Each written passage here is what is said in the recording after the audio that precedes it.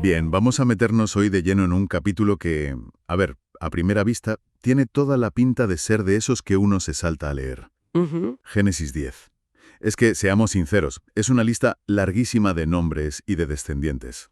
Sí, sí, es la reacción natural, ¿verdad? Ves una genealogía y piensas, uff, esto es para historiadores, esto no es para mí. Exacto. Pero las fuentes que analizamos, dos vídeos de este canal sabiamente, proponen justo lo contrario. Lo llaman la tabla de naciones. Justo. Dicen que esto no es un apéndice aburrido, sino que es el mapa fundacional del mundo después del diluvio. Es el organigrama inicial de la humanidad. Me gusta esa palabra, organigrama. Así que bueno, la misión hoy es precisamente esa.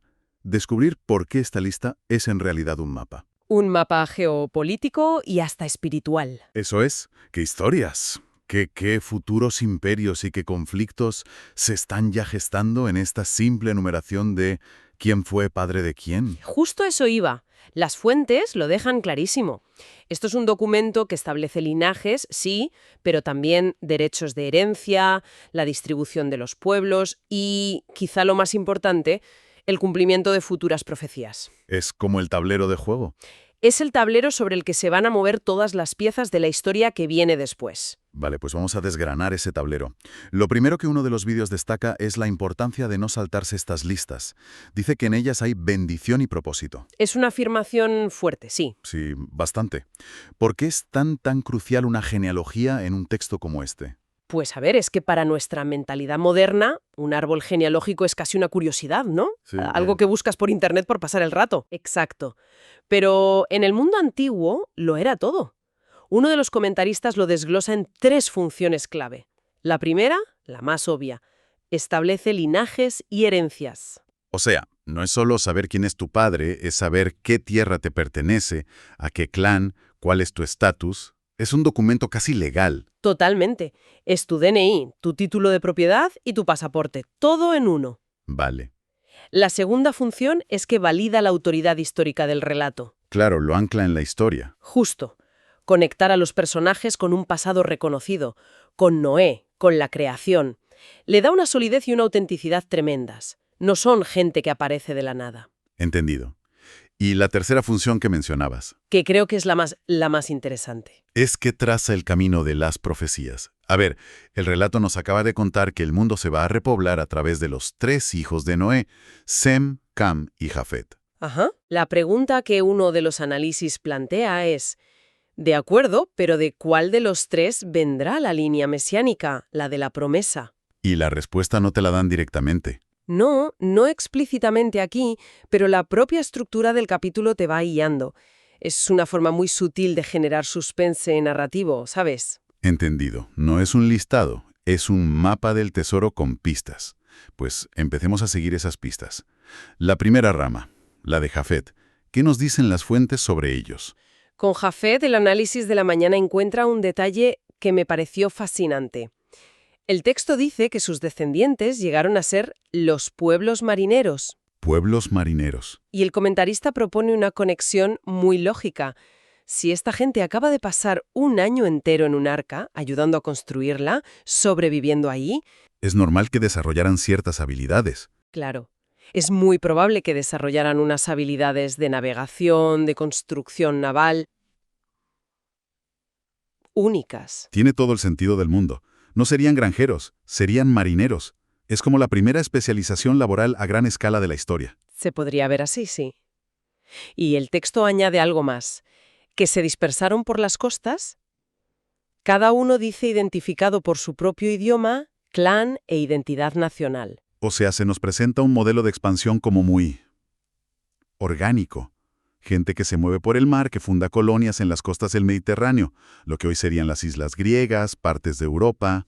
Exacto. Entonces, si tuviéramos que ponerles una etiqueta, un rol, el de Jafet sería el de los exploradores. Los comerciantes, la gente que se expande a través del mar.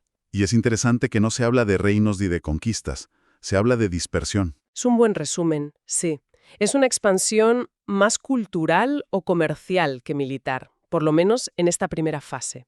Un modelo muy distinto al que vamos a ver ahora. Pues vamos a ello, porque aquí es donde la cosa se pone tensa. La siguiente rama es la de Cam. Y los vídeos que analizamos le dedican muchísimo tiempo. Es casi como si dijeran, ojo, atención a esta línea porque de aquí va a salir mucho lío. Totalmente. La línea de Cam es presentada como el origen de casi todos los grandes antagonistas del pueblo de Israel en la historia que siga. Es como si el autor estuviera plantando las semillas de los futuros villanos. Exacto. El texto nombra específicamente a los filisteos, por ejemplo. Los de Goliat. Vale, ya empezamos fuerte. Y no solo ellos. También toda la lista de pueblos que vivían en la tierra de Canaán antes de la llegada de los israelitas. Los hititas, los jebuseos, los amorreos. Ajá. De hecho, uno de los comentaristas en los vídeos les pone un apodo un tanto curioso, por la terminación de sus nombres. Los llama los feos. Hombre, los feos es un poco duro, ¿no? Es un poco duro, sí. Pero supongo que es una forma de recordarlos. Sirve para subrayar que este grupo va a ser una piedra en el zapato constante. Es un apodo con humor, claro, pero que señala un bloque muy definido de futuros adversarios. Y hay más, ¿eh? El texto delimita el territorio de Canaán, diciendo que se extendía hasta Sodoma, Gomorra, Adma y Seboim.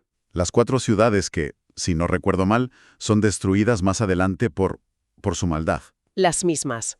O sea que desde el principio, esta línea familiar y su territorio ya están asociados con el conflicto y el juicio. Exacto. Es como una marca de nacimiento, por así decirlo. Pero la figura que de verdad define el legado de Cam, el que se lleva todo el protagonismo, es su nieto, un personaje llamado Nimrod. Nimrod.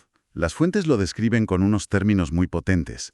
El primer guerrero heroico de la Tierra y el mejor cazador del mundo. Suena a leyenda, ¿verdad? A un héroe de la mitología. Totalmente. Y lo es. Nimrod es un punto de inflexión. No es un simple descendiente, es un constructor de naciones, un fundador. Primero establece un reino en la tierra de Babilonia. Y fíjate en las ciudades que funda: Babel, Erech, Akkad. Babel. Nos están dando un avance del capítulo siguiente, el de la famosa Torre de Babel. ¡Claro! No es ninguna casualidad que la funde un descendiente de esta línea. Para nada. El análisis subraya que el autor nos está diciendo: ojo, el espíritu de rebelión que veréis en Babel no surge de la nada. Tiene su origen aquí, con este hombre. Y no se detiene ahí. No. Expande su imperio hacia el norte, a Asiria, y construye, entre otras, la gran ciudad de Nínive. Nínive, la que luego será la capital del temible imperio asirio, a la que enviarán al profeta Jonás. Es increíble cómo todos los grandes escenarios de la historia bíblica posterior se están fundando aquí, en un par de versículos. Por eso uno de los presentadores de los vídeos se muestra tan sorprendido de que Nínive aparezca tan pronto. Es como ver los planos de Nueva York en un documento del siglo XV. Entiendo la sorpresa. Y la fama de Nimrod fue tal que se convirtió en un proverbio, como Nimrod, el mejor cazador del mundo. Pero aquí es donde el análisis se pone más sutil. A ver, la frase en hebreo es vigoroso cazador delante de Jehová.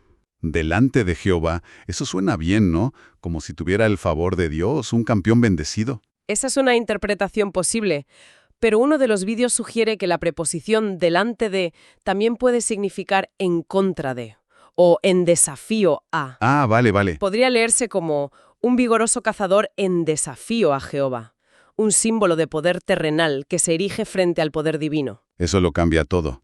No es un héroe bendecido, sino el arquetipo del tirano, del hombre que construye su reino con su propia fuerza, desafiando a Dios, el primer gran constructor de imperios. Exactamente. Babilonia, Asiria. Los dos grandes imperios que oprimirán a Israel en el futuro. Ambos tienen su origen en este único personaje de la línea de Cam. Es fascinante. Tenemos a Jafet, el explorador marítimo, y a Cam, el constructor de imperios terrenales. Nos queda la tercera rama, la de Sem. Después de todo el dramatismo de Nimrod, ¿qué nos cuentan las fuentes de él? Pues aquí el tono cambia radicalmente.